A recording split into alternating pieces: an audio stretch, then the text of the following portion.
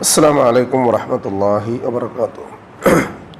الحمد لله رب العالمين والصلاة والسلام على رسوله الأمين وعلى آله وصحبه الفائزين برضا الله يا عباد الله اتقوا الله.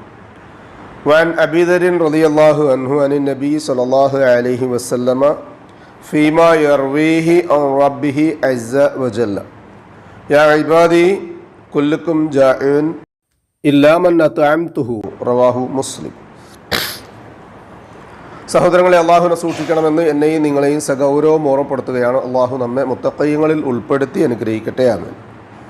ഇമാം നവവി റഹ്മത്തുള്ളാഹി അലൈഹി അദ്ദേഹത്തിൻ്റെ 40 ഹദീസുകളിലെ 24ാമത്തെ ഹദീസ് നമ്പറായി രേഖപ്പെടുത്തിയതും ഇമാം മുസ്ലിം റഹ്മത്തുള്ളാഹി അലൈഹി അദ്ദേഹത്തിൻ്റെ സ്വഹീഹ് മുസ്ലിമിലെ 2577ാമത്തെ ഹദീസ് നമ്പറായി രേഖപ്പെടുത്തിയതുമായ ഹദീസിലെ ഒരു ഭാഗം കൂടിയാണ് ഞാൻ നിങ്ങളെ കേൾപ്പിച്ചത്. ഒരു ജാൻ വയറിനു വേണ്ടി ജീവിക്കുന്നവരാണ് മനുഷ്യർ. ഒന്നുകൂടി ഭാഷ മാറ്റി പറഞ്ഞാൽ, ഒരു ജാൻ വയറിനു വേണ്ടി മാത്രം ജീവിക്കുന്ന ആൾക്കാർ. അതാണ് ജീവിതത്തിൻ്റെ ആകെയുള്ള ലക്ഷ്യം, ആകത്തുക, ടോട്ടൽ അതാണ് എന്ന് വിചാരിക്കുന്ന ആളുകൾ, അതിനുവേണ്ടി പരക്കം പായുന്ന ആളുകൾ. നിലവിൽ പോയിക്കൊണ്ടിരിക്കുന്ന ചക്രം ഉണ്ടല്ലോ, ജീവിതത്തിൻ്റെ ചക്രം, അതിൻ്റെ ബാലൻസ് തെറ്റിയാൽ, ബെയറിങ് പോയാൽ, ബോൾസ് പോയാൽ പിന്നെന്താവും എന്നുള്ളൊരു ചോദ്യമുള്ള ആൾക്കാർ. തവക്കുൽ നഷ്ടപ്പെട്ട് ഇത് തന്നെയാണ് ജീവിതം എന്ന് മനസ്സിലാക്കുന്ന ആളുകളാണ് അവിടെ വെച്ച് വണ്ടി സൈഡാക്കും, കൂട്ട ആത്മഹത്യയിലേക്ക് പോകും. ഇനി ഒരു മാർഗവും ഇല്ല എന്ന് മനസ്സിലാക്കും. എന്നാൽ അത്തരം ആളുകൾ ഒക്കെ മനസ്സിലാക്കേണ്ടത്, നാം ഒക്കെ അറിയുന്നൊരു കാര്യമുണ്ട്.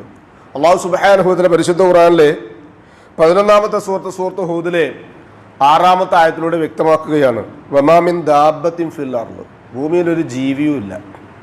അതൊരു ഉറുമ്പാകട്ടെ, ആനയാകട്ടെ, അതിലും വലിയ നീലത്തിമിംഗലാകട്ടെ, ഏതൊന്നാവട്ടെ, ഇല്ലാ അലല്ലാഹി റിസ്ഖുഹാ, അല്ലാഹു സുബ്ഹാനഹു വ തആലയുടെ മേൽ ആ ജീവിക്കുള്ള ഉപജീവനം ബാധ്യതയായിട്ടല്ലാതെ, അല്ലാഹു സുബ്ഹാനഹു വ തആല അതിന് ഭക്ഷണം കൊടുത്തുകൊള്ളാമെന്നുള്ള ബാധ്യത അല്ലാഹ് ഏറ്റെടുത്തിരിക്കുക. എന്നിട്ടാണ് ഭൂമിയിലേക്ക് കൊണ്ടുവരാനുള്ള സംവിധാനം. നമ്മളൊക്കെ ഒരു കുഞ്ഞ് പ്രസവിക്കുമ്പോഴാണ് അതിന് കിടക്കാനുള്ള ബെഡിനെ പറ്റി ആലോചിക്കുക.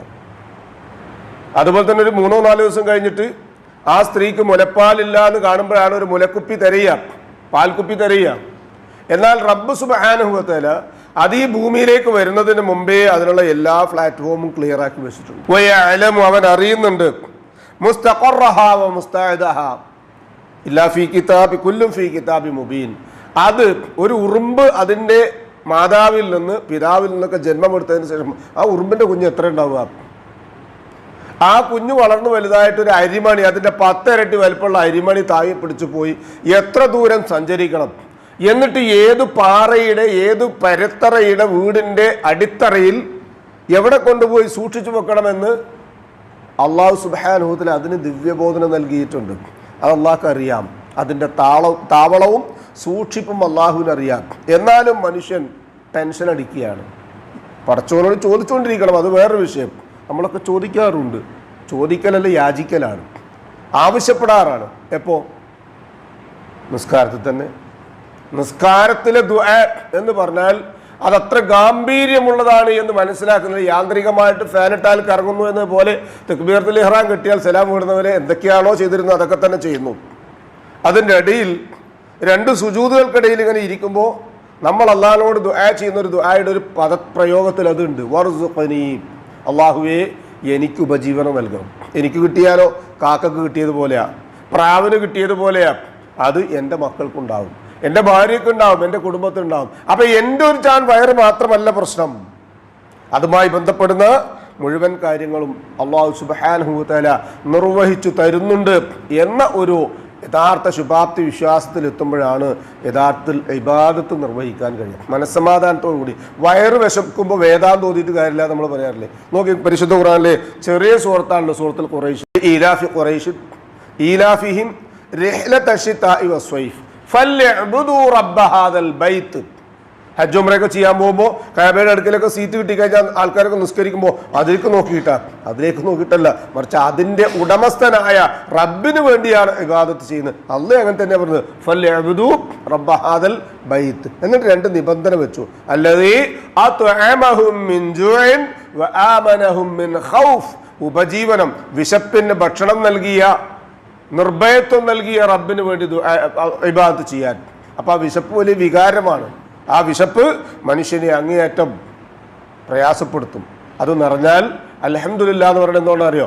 ബാക്കിയെല്ലാം വന്നു ചേരുമെന്നുള്ളതുകൊണ്ടാണ്. അള്ളാഹ് പറയാ, യാ ഇബാദി, എൻ്റെ അടിമകളെ, കുല്ലുക്കും ജാഇഉൻ, നിങ്ങളൊക്കെ വിശക്കുന്നവരാണ്, ഇല്ലാ മൻ അത്അംതഹു, ഞാൻ ഉപജീവനം നൽകിയവർക്ക് ഒഴികെ.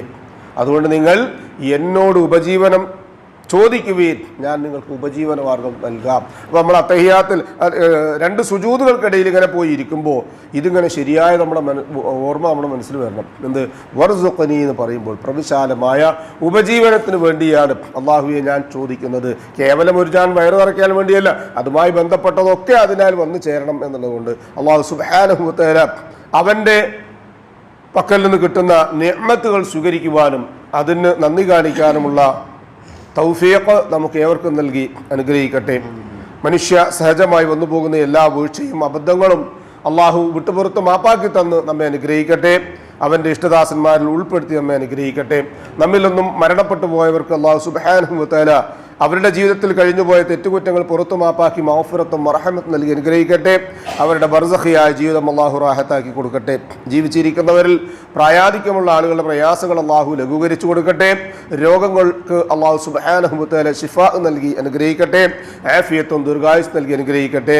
ഇബാദത്തുകളും ദിക്റുകളും ഔറാദുകളും നിർവഹിക്കുവാൻ ആവശ്യമായ സിഹത്തും താഖത്തും ആഫിയത്തും അള്ളാഹു സുബ്ഹാനഹു വ തആല അവർക്കും നമുക്കും നൽകി അനുഗ്രഹിക്കട്ടെ. ലാ ഇലാഹ ഇല്ലല്ലാഹ് എന്ന കലിമത്ത് തൗഹീദിൽ അടിയുറച്ച് ജീവിക്കുവാനും ജീവിതാന്ത്യം വരെ ആ കലിമയിൽ അടിയുറച്ചു നിൽക്കുവാനും മരണസമയത്ത് അഫ്ദലുൽ ദിക്ർ ലാ ഇലാഹ ഇല്ലല്ലാഹ് എന്ന കലിമ കാമിലായ ഈമാനോടുകൂടി പറഞ്ഞ് കണ്ണടയ്ക്കാനും അള്ളാഹു നമുക്ക് ഏവർക്കും തൗഫീഖ് നൽകി അനുഗ്രഹിക്കട്ടെ. ഉപജീവനത്തിൽ അള്ളാഹു സുബ്ഹാനഹു വ തആല പ്രവിശാലമായ അവൻ്റെ ഖൈറും ബറക്കത്തും നൽകി നമ്മയും നമ്മുടെ കുടുംബത്തെയും അനുഗ്രഹിക്കട്ടെ. നമ്മോട് ദുആയ്ക്ക് വസിയത്ത് ചെയ്തവരുടെ നല്ല മുറാദുകൾ അള്ളാഹു ഹാസിലാക്കുകയും പ്രയാസങ്ങളും ബുദ്ധിമുട്ടുകളും അള്ളാഹു എളുപ്പമാക്കുകയും ചെയ്യട്ടെ. ഈമാനും ഇഖ്ലാസും തഖ്വയുള്ളവരായി ജീവിച്ച് നാളെ പാരത്രികമായ ലോകത്തെത്തുമ്പോൾ അമ്പിയാക്കളും മുർസലുകളും ഔലിയാക്കളും സലഫുസ്സാലികളും സുദ്ദീഖുകളും ഷുഹദാക്കളുമുള്ള സ്വർഗത്തിലെത്താനുള്ള തൗഫീഖ് സാധുക്കളായ നമ്മുടെ മാതാപിതാക്കൾക്കും നമുക്കും കൂട്ടുകുടുംബങ്ങൾക്കും അള്ളാഹു നൽകി അനുഗ്രഹിക്കട്ടെ. അല്ലാഹുമ്മ ഗ്ഫിർ ലിൽ മുഅ്മിനീന വൽ മുഅ്മിനാത്ത് വൽ മുസ്ലിമീന വൽ മുസ്ലിമാത്ത് അൽ അഹ്യാഇ മിൻഹും വൽ അംവാത്ത് ഇന്നക മുജീബുദ് ദഅവാതി യാ ഖാദിയൽ ഹാജാത്ത് റബ്ബനാ തഖബ്ബൽ മിന്നാ إنك أنت السميع العليم وتب علينا إنك أنت التواب الرحيم واغفر لنا يا غافر المذنبين ربنا هب لنا من أزواجنا وذرياتنا قرة أعين واجعلنا للمتقين إماما ربنا ظلمنا أنفسنا وإن لم تغفر لنا وترحمنا لنكونن من الخاسرين ربنا آتنا في الدنيا حسنة وفي الآخرة حسنة وقنا عذاب النار آمين آمين آمين برحمتك يا أرحم الراحمين سبحان ربك رب العزة عما يصفون وسلام على المرسلين والحمد لله رب العالمين سبحانك اللهم وبحمدك أشهد أن لا إله إلا أنت أستغفرك وأتوب إليك السلام عليكم ورحمة الله وبركاته.